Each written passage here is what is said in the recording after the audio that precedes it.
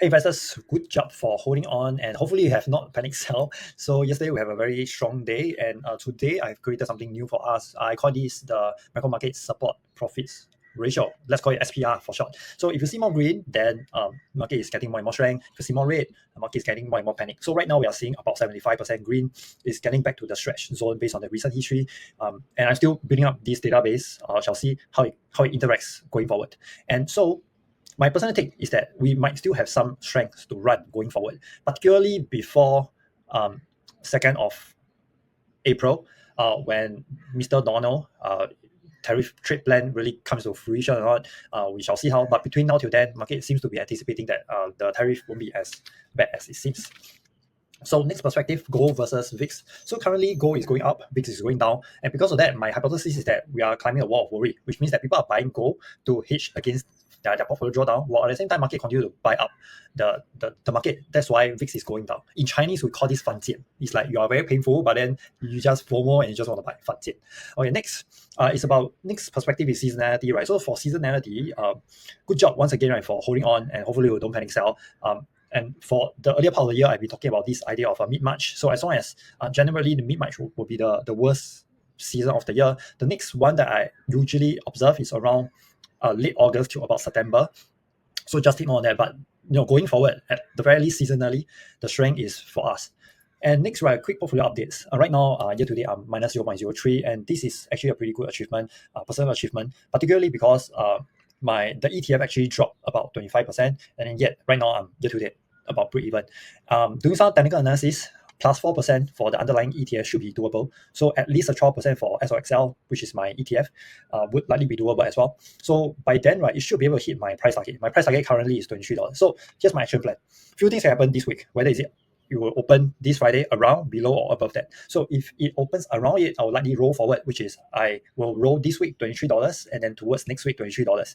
This is pretty good because I'm rolling something at the money, I will be able to get a superb high premium. And when I get a super high premium, you'll continue to reduce my break-even point to even like $22 or even $21. Like, let's say, right?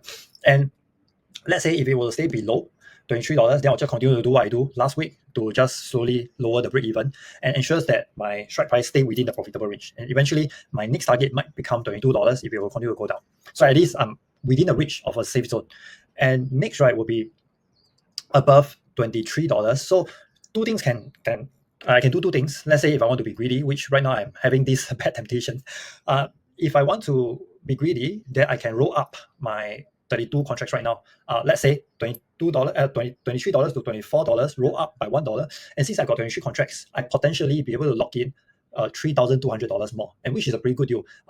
As my portfolio currently is 105k, right, starting capital. So this 3.2k is actually a pretty good deal.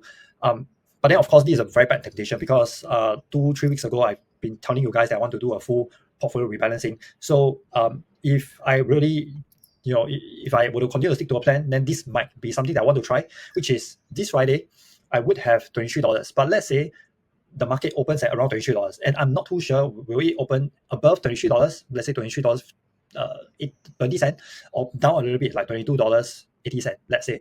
So if I want to be able to get paid for queuing to get out, what I will try is I will actually roll down my I'll roll down all my 32 contracts at $23 all the way to about $21. So as long as but this is for the same day.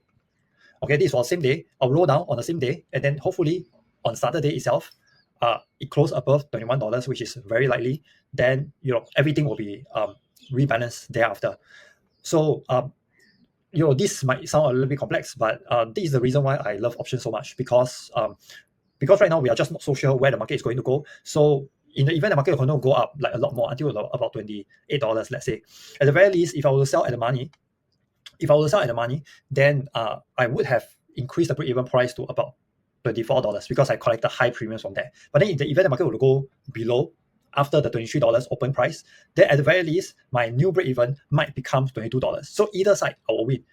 So that's the reason why I've been talking about like this idea of it's not just about getting paid for being right, but how can we get paid for even being wrong. So that's the reason why I love options so much. And I'll continue to look through the other parts of the sharing and reports, and I'll see you again tomorrow. Bye.